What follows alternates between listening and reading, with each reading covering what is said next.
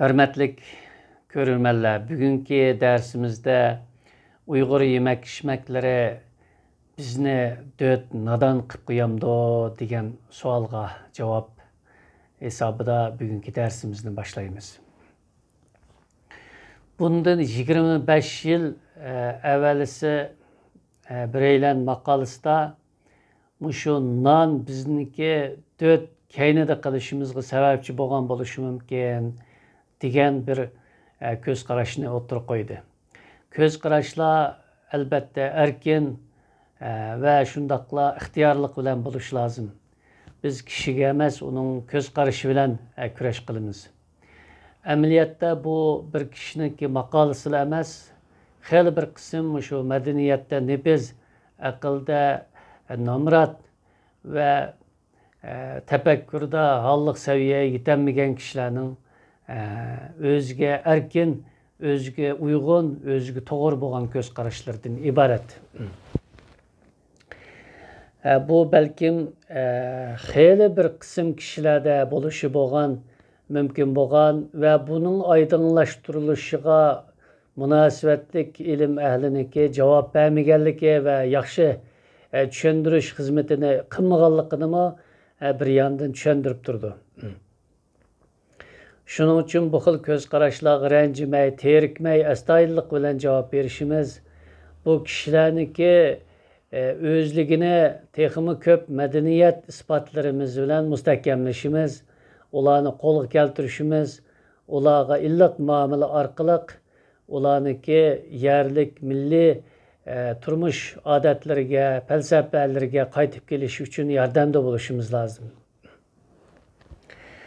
Endi nandın başlayan ve 100 xildan artıq növbette asaslık yemek içmekimiz hesaplap devam kılıvatkan Uygur yemek içmekleri biz devamlıq sözlep ötkünümüzde çonqur tarihi, felsefi, tibbi, ictimai, iqtisadi mezmunlarını çonqur ma'nilarni öz içine algan buldu.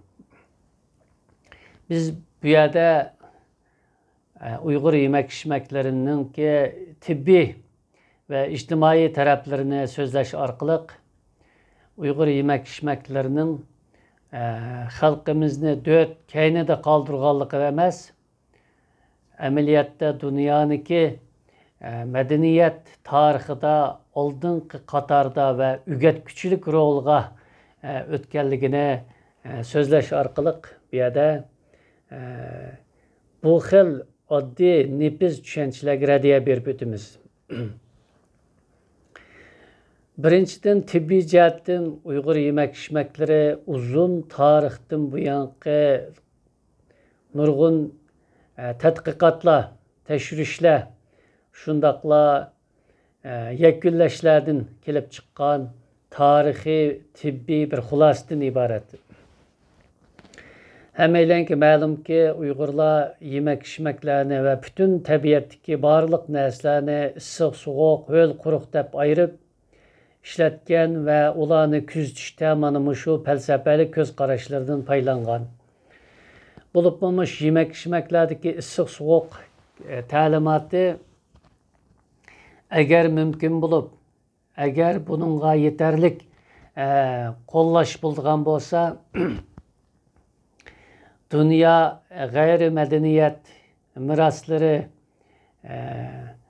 ne qoğdaş yoki olmasa bağlaş komitetiga yollanışqa tegishlik bir tema hesaplandı. Çünkü maddelarning içideki terkipler haqiqatga uygun buluş bilan birga her bir maddenin özüge xas tabiati bo'ladi.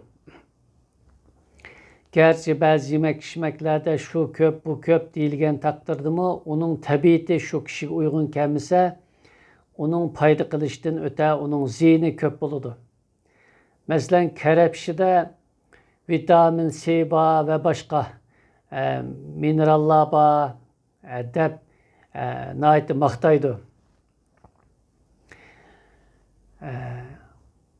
palakni masalan tömür ve başka mineral moddalar, vitaminlar var deb maqtaydi. Amaliyotda bular nihoyatda sovuq tabiatlik bo'lib, buni kunda 2 qitim bir hafta iste'mol qilgandan keyin ham qon besimi tuvallab ketib, tömür moddasi ozlab ketib, bütün bedende muzlash, tarat ko'payib ketish, ta'lash, erish, charchash, ko'zning nuri tuvallab ketish, unutqoq bo'lib qilish, ro'yi tuvallab ketish qatorliq alomatlarni keltirib chiqardi. Shuning uchun shu Uyg'urcha ko'z qarash, Uyg'urcha tibbiy ko'z qarash bo'yicha moddalarga qaragan vaqtida bo'pmi, yemak-ichmaklarga qaragan vaqtimizda hem terkibini asas qilamiz, lekin eng muhimi tabiatiga qaraymiz. Shuning uchun Uyg'ur yemak-ichmaklariniki tarkibida shu tabiatni kuchaytguchi asosli taraf bo'lishi bilan birga şunun asaslık tabiatini çekligüçü, tamponlaştırgıcı yeni bir madde mi bile bo'lgan bo'ladi. Mesela lag'manni qilib aytgan vaqtida lag'manni xemirni maylamay, qo'rimasini qo'y go'shida qilmay yoki yeşil köktatlarni asas qilib qo'rib iste'mol qilgan vaqtida buning tabiati ho'l sovuq bo'lib ketadi. Biz bu asosda shu qini quyuq, tabiati issiq, mizoji issiq kishilarga nisbatan mushu xildagi lag'manlarni tayyorlaymiz. Endi ho'l sovuq yoki quruq sovuq kishilarga xemirni yaxshi maylab, qo'y go'shti ishiltib, üstüge her xil dori darmonlarni masalan qarmush ya oqmushninki untiqini yoki talqindan sepib, chigit yog'i, zag'un yog'i ishiltib masalanga. Lag'manning tabiatini ho'l issiqqa aylantirib etib beramiz. Demek bir oddiy misoldan bizniki ajdodlarimizning avval qarab ish tutish, hal qilishni asos qilish, dogma holda bir belgilandi deb bir xil holatda turib olmaslik. Avvalga kishi qarta buni yaxshilash, tamponlashtirish, tuzitish tarafdarida ish olib berishni bu yerda ko'rsatib o'tgan. Shuning uchun Uyg'ur yemak-ichmaklarini iste'mol qilgan vaqtida dötlüşüp qalmasdan aksincha avval qarab ish tutadigan, avval yomon bo'lib qolsa buning chorasini darhol topalaydigan, buning chorasini o'zimizdagi oilamizdan, tatmilarimizdan, oshxonlarimizdan izlab topalaydigan, uyda bo'lmasa kallamizdagi avtomatik programda yozilgan bo'yicha biz dorixonalardan, bozorlardan o'zimizni tanishishga oid tarkib va choraga oid tibbiy va yoki xurishliq moddalarni tepib kelalaydigan, o'zimizda mavjud bo'lgan tibobat ko'z qarashlari, ta'limotlari orqali bu yerda mavjud ahvolni tuzitish, yaxshilashga, qutqizib olishga, kuchaytirishga moyil pozitiv ilmlarga tarafdor mana shundoq Uyg'ur bo'lishni ajdodlarimiz bizga o'rgatib keladi. Bizning bu yerda demoqchi bo'lganimiz bir ishni qiyinchilikda qolganligidan azob tortish, yig'i tutish, shikoyatchi bo'lish emas. Hatta ba'zi kishilar qiyinchilikda qolganligini huzur hisoblaydi. Biz mushundoq haqkanmiz degandek. Ammo Uyg'ur yemak-ichmaklari bir ishga duch kelgan vaqtida qanday qilib uni qutqizib olish, yaxshilash, kuchaytirish va pastda qolgan bo'lsa egizga chiqish, qiyinda qolgan bo'lsa buni ozod bo'lish, tuvanda namrat qalğan bolsa, boy bo'lish, hukmron yoki ezilgan bo'lsa, hukmron o'rniga chiqish qatorliqlarni bizga program shaklida o'rgatgan tarixdan buyon bu mavjud. Shuning uchun Uyg'ur yemak-ichmaklari sizni dod qilmaydi. Uyg'ur yemak-ichmaklari sizni hal qiluvchi, hukmron, beg, boy, parlaq, sog'lom, quvvatlik, shundaqla har ishda hal qilishni asos qiladigan, bu dunyoda kishilarga va o'ziga foydali ishlarni qiladiganga avtomatik programlangan mana shundaq bir Uyg'urni shakllantirdi.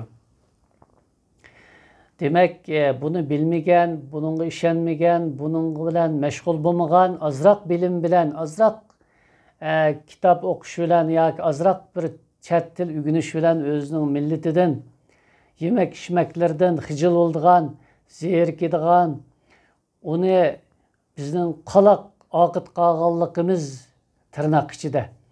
Mana şu halatimizge sebep çıkılıp gösterdiğin, shundaq tafakkur yo'qsullari va nomratlarning so'zni asos iqim deb tushunib olmaydi.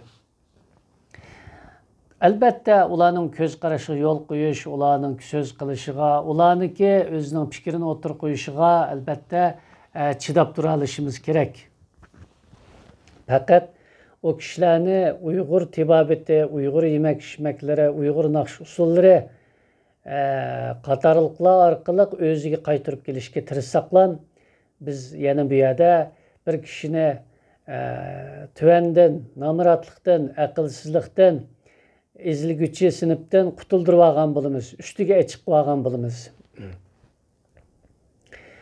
Endi ijtimoiy nuqtadan qaragan vaqtida Uyg'ur yemak-ichmaklari bir hisobda insonlarni ittifoqlashtiradigan, bir yer toplaydigan, oila va jamiyatni bir yerga keltiradigan, o'zaro kamchiliklarni to'liqlashga, ojizliklarni yepishga va yoki kuchaytirishga, bir-biri bilan yordamda bo'lishga, bir-biriga madaniyat o'rgatishga va bolalarni o'qitish, ilm ma'rifatga yaqinlashtirishga sababchi bo'ladigan kuchlik bir tashkiliy bir prinsip deb tanıyman. Uyg'ur yemak-ichmaklari her zaman o'rtaqlashishga, baharlanishga tavsiya qiladi. Chunki Uyg'ur yemak-ichmaklariniki muhabbati kuchli bo'ladi. Bir yegan qayta iste'mol qilishga o'zi tirishadi. Onu nerligini izleydi yoki o'z qilib iste'mol qiladi. Onundan başqa Uyg'ur yemak-ichmaklaridagi shifoliq taraflari kishilarni bu xil yashashga qiziqtirdi, intildirdi. Onundan başqa millatlarninki Uyg'urlarga bo'lgan ko'z qarashini va yemak-ichmaklariga bo'lgan muhabbatini oshirdi. Uyg'ur yemak-ichmaklaridan ayrilanmas qilib o'tdi. Növətdimi körvatimiz dünyanın her qaysı rayonlarında bolsun, özümüzün asli yurtida bolsun, milyarlarca, 100 milyonlarca nüfusu bo'lgan başqa millatlarmi Uyg'ur yemak-ichmaklariga o'zi qiziqidi, iste'mol qiladi, hatto ayrilanmas darajaga kelgan va kelyotidi. Buning o'zla shu Uyg'ur yemak-ichmaklarining ijtimoiy qudratidan iborat. Uyg'urlarni bir-birisiga tutib turgan, bir-birisiga muhabbat bilan qaraydiganga sababchi bo'lgan yemak-ichmakmi yenilam Uyg'ur yemak-ichmaklari. Yani muhabbat bilan qaraydigan bir-birisiga ulashtiradigan muhim vositalarning biri Uyg'ur yemak-ichmaklari demakchi. Şu taraflardan mana şu ikki tarafdan Uyg'ur yemak-ichmaklarini davomlashtirish bilan birga buningdan tibbiy jihatdan foydalanish, ijtimoiy jihatdan mustahkamlanish jihatlarda Uyg'urlarni Uyg'urcha yemak-ichmaklar qaloq qilyapti, nodon qilyapti degan ko'z qarashlarga ilmiy raddiya berishimiz lozim. Uyg'ur yemak-ichmaklari Uyg'urlarni nodon qaloq qilyapmidi? Uyg'urlarni o'zi bilan o'zini yaxshi tunishiga, o'ziga mahkam yepishishga, o'ziga mas'ul bo'lishga, bir-birsini yaxshi ko'rishiga, qiydab, terkib to'simayın bir-birsini ko'gisi kelishga, shundoqla boshqa millatlarni Uyg'urlar qoyil bo'lishga da'vat qilganligi uchun bu xil ko'z qarashlarni ilmiy jihatdan qat'iyan rad qilamiz. Uyg'ur yemak-ichmaklarini izchil davom qilamiz. Uyg'ur yemak-ichmaklari bilan tinchlik uchuri taqitimiz. İtbaqlıq, inoqlik, odamlik uchurini boshqalarga uqtiramiz. Boshqalarni bizga o'xshash bo'lishiga da'vat qilamiz. Inoqlik, tinchlik va quvvatlar jihatdan, shundoqla muomalalar jihatdan bir-birimizga o'xshash, tangdosh, barobar bo'lishga o'zimizni va boshqalarni keltiramiz. Dunyoga tinchlikparvar, samimiy, boshqalarning manfaatida ko'z yummaydigan, boshqalarningmi qalaymaqan qiyinchilik tug'dirishiga unmaydigan mana shundoq insonlik tarafimizni anglata olamiz.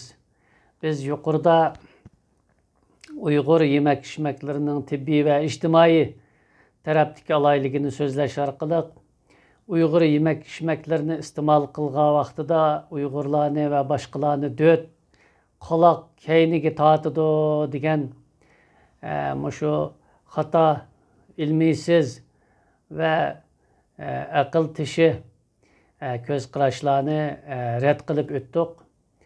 Hammaylarniki Uyg'ur yemak-ichmaklaridan foydalanib, ittifoqlik, do'stlik, tinchlik, barobarlik jihatdagi arzu umidlarimizni va alayliklarimizni boshqalarga taqitib ko'rishini umid qilaman. Bugungi darsimiz mushagicha bo'ldi. Xayr xo'sh.